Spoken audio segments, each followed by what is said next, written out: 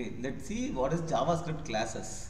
இந்த JavaScript classes எப்போ introduce பண்ணாங்கன்னா 2015 தான் introduce பண்ணாங்க. அந்த ECMAScript 2015 is also known as ES6. இந்த ECMAScriptன்றது என்னன்னா இது ஒரு ஸ்டாண்டர்ட். அதாவது JavaScript ஸ்கிரிப்டிங் லாங்குவேஜுக்கு ஒரு ஸ்டாண்டர்ட். இப்படி தான் இருக்கணும், நீ இப்படி தான் பண்ணணும்னு அப்ரூவ் பண்ணுவாங்க ஒருத்தவங்க. ரைட். ஸோ அவங்க வந்து ES6ல் வந்து இந்த மாதிரி ஜாவா கிளாஸஸ் வந்து கொண்டு வந்தாங்க. ரைட். இதில் வந்து என்னன்னா நம்ம ஏற்கனவே ஆப்ஜெக்ட் பார்த்துருக்கோம். ஆப்ஜெக்ட்னா என்ன? Collection of properties and methods.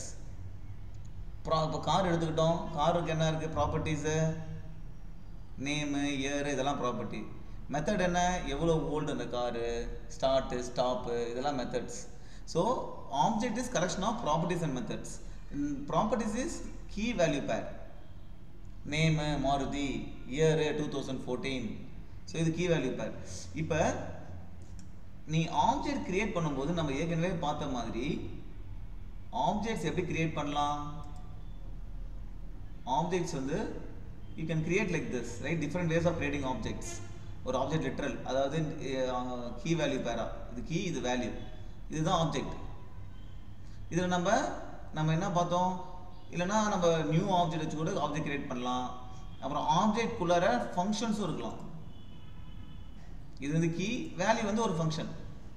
அப்போ key value pair, collection of key value pair and functions, this is what is objects. இது வந்து ப்ராப்பர்ட்டிஸ்ன்னு சொல்லுவோம், இதை மெத்தட், ஃபங்க்ஷனாக மெத்தட்னு சொல்லுவோம்.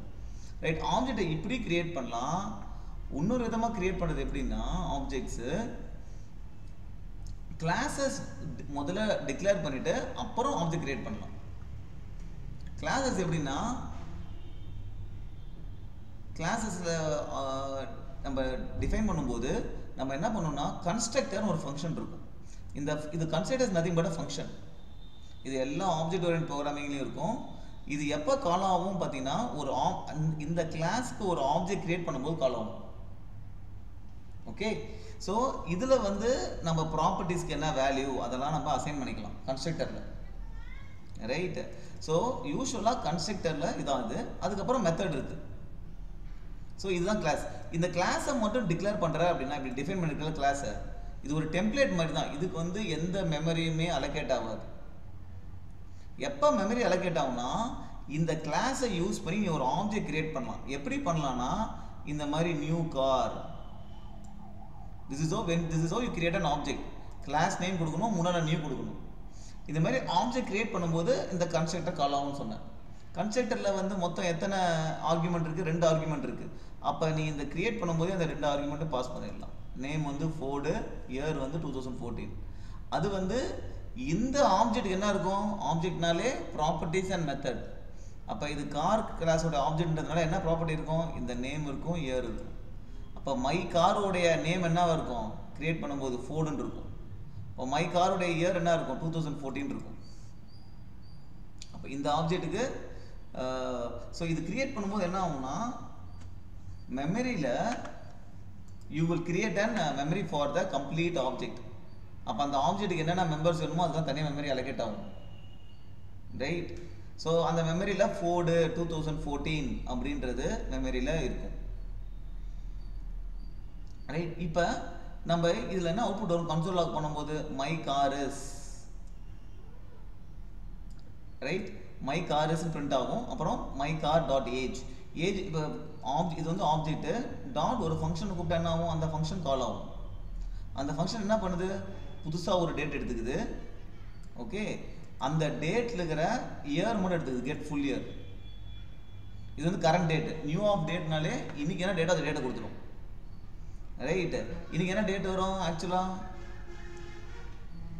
10/6/2014. கரெக்ட். அது வருதா? இதில் கெட் ஃபுல் இயர்னா என்ன வரும்? இயர் மட்டும் என்ன? 2024. Correct. Minus this dot year. This dot இயர்ன்றது, திஸ்ன்றது என்ன சொன்ன?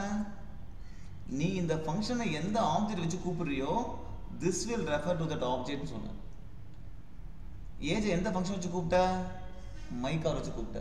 அப்போ திஸ்னா என்னது? Nothing but my car. My காரோட இயர் என்ன? கிரியேட் பண்ணும்போது 2014 போட்ட. அப்போ கெட் ஃபுல் இயர் வந்து என்ன சொல்லுவோம்? 2024, இது 2014. செப்பரேட் பண்ணா 10. அந்த 10 தான் இந்த ஏஜ் ரிட்டர்ன் பண்ணும். அதுதான் இங்கே பிரிண்ட் பண்ணும். அதனால தான் my car is 10 years old அப்படின்னு வருது. ரைட்.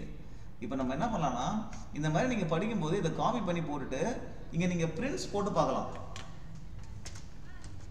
பிரிண்ட்ஸ் போட்டு இன் கன்ஸ்ட்ரக்டர் அப்படின்னு போடலாம். இந்த இடத்துல என்ன பண்ணலாம்னா இங்கே பிரிண்ட்ஸ் போட்டு டேட் என்னன்றதை பிரிண்ட் பண்ணலாம். அப்புறம் date dot get full year இதை போட்டு இது என்ன வருதுன்னு பிரிண்ட் பண்ணி பார்க்கலாம். ரைட். இப்போ இதை ரன் பண்ணுவோம். ஃபஸ்ட்டு என்ன பிரிண்ட் வரும்? இங்கே கிரியேட் பண்ணும்போது ஃபஸ்ட்டு கன்ஸ்ட்ரக்டர் கால் ஆகும். அப்போ ஃபஸ்ட்டு இன் கன்ஸ்ட்ரக்டர் பிரிண்ட் தான் வரும். அதுக்கப்புறம் மை கார் இருக்குன்னு மை கார் ஏஜை கால் பண்ணுற. மை ஏஜை கால் பண்ணும்போது இந்த ஏஜில் ஒரு பிரிண்டை போட்டிருக்க. அப்போ மை கார்ஸ்ன்னு வந்து பிரிண்ட் ஆகிட்டு அதுக்கப்புறம் இந்த இது பிரிண்ட் ஆகும். அப்புறம் ரிட்டர்ன் ஆனதுக்கப்புறம் இது பிரிண்ட் ஆகும். ஸோ பிரிண்ட் ஒரு குழப்படியாக இருக்கும். ஓகே இப்போ பார். ஸோ மை கார்ஸ் வந்து பிரிண்ட் ஆகல. ஃபர்ஸ்ட் எடுத்தோன்னே இந்த ஃபங்க்ஷன் கால் ஆகிடுச்சு. ஸோ ஃபர்ஸ்ட் எடுத்தோடனே இன் கன்ஸ்ட்ரக்டர் தான் கால் ஆகுது. ஏன்னா நம்ம ஃபர்ஸ்ட் எடுத்தோடனே ஆப்ஜெக்ட் தான் கிரியேட் பண்ணுறோம் கிளாஸ் நேமை வச்சு. ரைட். ஆப்ஜெக்ட் கிரியேட் பண்ணியாச்சு. அடுத்தது மை கார்ஸ் வராது. இப்போ இந்த ஃபங்க்ஷன் கால் ஆகும். ஏன்னா இந்த ஃபங்க்ஷன் என்ன ரிட்டர்ன் பண்ணுறது தெரிஞ்சால் தான் இது ஃபுல்லாக பிரிண்ட் பண்ண முடியும். ஸோ ஃபங்க்ஷன் இந்த ஃபங்க்ஷன் கால் ஆகுது. கால் ஆகும்போது என்ன ஆகுது? டேட்டை ஃபஸ்ட்டு பிரிண்ட் பண்ணுறேன். பட் டேட்டு பிரிண்ட் ஆகுதா? இதுதான் கம்ப்ளீட் டேட். அதுக்கப்புறம் கெட் ஃபுல் இயர் என்ன பிரிண்ட் ஆகுது? 2014 மட்டும் பிரிண்ட் ஆகுதா? 24 மட்டும் பிரிண்ட் ஆகுதா? இப்போ ரிட்டர்ன் பண்ணும்போது 24 மைனஸ் 2014 10. அந்த 10 இங்கே வருது. My car is 10 years old print ஆகுது. This is how it works. The next is you can inherit the class.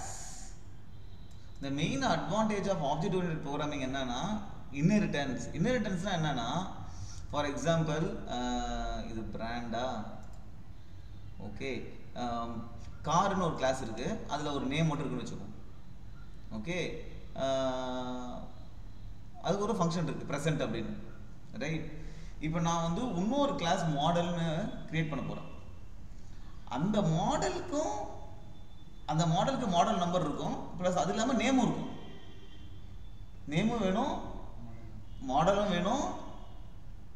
அப்புறம் வந்து அந்த ப்ரெசென்ட்ன்ற ஃபங்க்ஷனும் வேணும், ஷோன்ற ஃபங்க்ஷனும் வேணும்.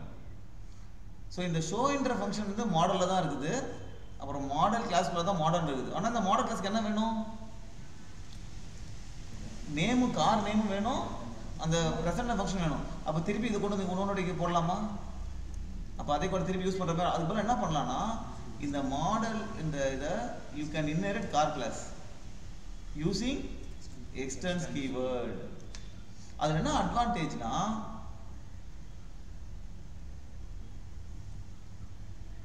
see in this, so இந்த கோட் எப்படி ஒர்க் ஆகுதுன்னு பார்ப்போம். So there are two classes, one is car, another is model. இந்த மாடல் கிளாஸ் வந்து கார் கிளாஸை எக்ஸ்டெண்ட் பண்ணுது. ரெண்டுத்துலேயுமே கன்சிடர் இருக்கு. ஓகே. இப்போ ரெண்டுத்துலேயும் வேற ஒரு ஃபங்க்ஷன் இருக்கு. இப்போ இந்த மாடல் கிளாஸ்க்கு வந்து நேம்னு கார் நேம்னு ஒரு ப்ராப்பர்ட்டி வேணும். அதே மாதிரி ப்ரெசென்ட்ன்ற ஒரு ப்ராப்பர்ட்டியும் வேணும் இந்த மாடல் ஆப்ஜெக்ட்டுக்கு. ஓகே. ஆனால் நம்ம என்ன பண்ணுறோம்?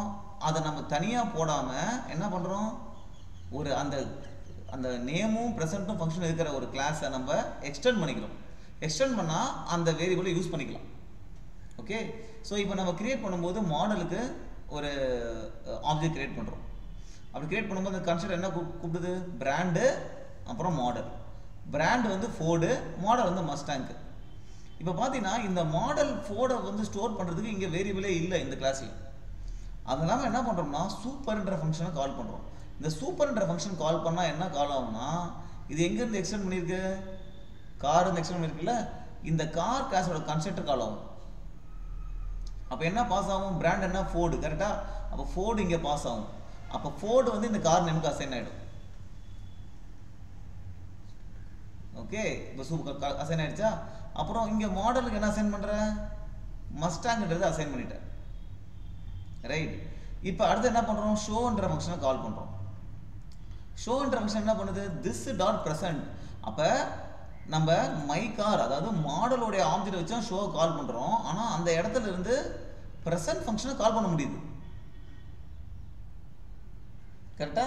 இப்போ ப்ரெசன்ட் ஃபங்க்ஷன் என்ன ரிட்டர்ன் பண்ணும்? I have a car name, this car name. Car name என்ன? ஃபோர்டு. ஃபோர்டு தானே அங்கே ஸ்டோர் ஆச்சு, அதில் போயிட்டு அது ரிட்டர்ன் ஆகும். It is a model. என்னது இது? இந்த மாடலே மஸ்டாங்.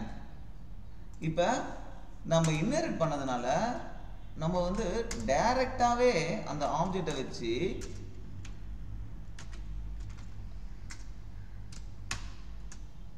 டைரக்டாகவே ப்ரெசண்ட்டை கால் பண்ண முடியுமா? ட்ரை பண்ணி பார்ப்போமா? அதுவும் கால் பண்ண முடியுது. அப்போ நான் இன்ஹெரிட் பண்ணதுனால இப்போ இந்த மாடல் கிளாஸ் வந்து கார் கிளாஸை இன்ஹெரிட் பண்ணிடுச்சு எக்ஸ்டெண்ட் கீவேர்டு யூஸ் பண்ணி. அதனால் இந்த மாடலுக்கு நான் ஒரு ஆப்ஜெக்ட் கிரியேட் பண்ணேன்னா அந்த ஆப்ஜெக்டை வச்சு நான் பேரண்ட் கிளாஸோடைய ப்ராப்பர்ட்டியும் பார்க்கலாம், ஃபங்க்ஷனையும் அசஸ் பண்ணிக்கலாம். ஓகே, ஸோ இதுதான் அட்வான்டேஜ் ஆஃப் இன்ஹெரிட்டன்ஸ். இப்போ பாரு, இப்போ நான் காருக்காக ஒரு பெரிய சாஃப்ட்வேர் எழுதியிருக்கேன். காருக்கு எவ்வளோ பெரிய சாஃப்ட்வேர் தேவை, எவ்வளோ ப்ராப்பர்ட்டிஸ் இருக்குது, லென்த்து, வித்து, பிரெத்து, எல்லா காருக்குமே இருக்காது. டயர் ப்ரெஷர் எல்லா காருக்கும் இருக்கா? இப்போ நீ டயர் ப்ரெஷர் எல்லாம் போட்ட, ஓகே, ஆனால் நிறைய மெத்தடும் இருக்குது. இப்போ இந்த சாஃப்ட்வேர் வந்து இந்த கார் சாஃப்ட்வேர் வந்து எல்லா காருக்கும் ஆல்மோஸ்ட் சிமிலர் தானே இருக்கும். லென்த்து, வித்து, பெத்து, கலர் எல்லாமே எல்லா காருக்கும் இருக்கும். அப்போ நம்ம மாருதிக்கு ஒரு கிளாஸ் கிரியேட் பண்ணும்போது, இல்லை ஹுண்டாய்க்கு ஒரு கிளாஸ் கிரியேட் பண்ணும்போது என்ன பண்ணலாம்? இந்த கார் கிளாஸை இன்ஹெரிட் பண்ணிக்கலாம். இன்ஹெரிட் பண்ணி ஏற்கனவே இருந்த கோடை நம்ம யூஸ் பண்ணிக்கலாம். ஸோ இன்ஹெரிட் பண்ணோட மெயின் யூஸ் வந்து கோடு ரீயூசபிலிட்டி. எப்போதுமே நம்ம ஒரு இடத்துல கோடை வச்சு அதை ரீயூஸ் பண்ணும்போது அட்வான்டேஜ் என்னன்னா, ஏதாவது அந்த கோடில் பிரச்சனை வருது அப்படின்னா ஒரு இடத்துல போய் ஃபிக்ஸ் பண்ணால் போதும். நம்ம திருப்பி திருப்பி யூஸ் பண்ணுறதுனால எல்லா இடத்துலையும் ஃபிக்ஸ் ஆகிடும். இதுவே இந்த கோடை, இந்த எல்லா கோடையும் வந்து இந்த கார் கிளாஸ் கோடை மாருதி கிளாஸில் தனியாக இருக்குது, ஹுண்டாய் கிளாஸில் தனியாக இருக்குது, வோல்க்ஸ் வேகனில் தனியாக போட்டோம்னா ஏதாவது ஒரு பக் வந்துச்சுன்னா எல்லா இடத்துலையும் போய் 3 இடத்துலையும் மாத்திர மாதிரி இருக்கும். ஸோ இதெல்லாம் தான் அட்வான்டேஜ் ஆஃப் இன்ஹெரிட்டன்ஸ். ஸோ இதுதான் ஆப்ஜெக்ட் ஓரியன்டட் ப்ரோக்ராமிங். நீ வந்து ஒரு காரை ஒரு ஆப்ஜெக்டாக ட்ரீட் பண்ணி இது இந்த ப்ராப்பர்ட்டிலாம் இருக்குது அதெல்லாம் இங்கே போடு, என்னென்ன மெத்தட் இருக்குது அதெல்லாம் போடு.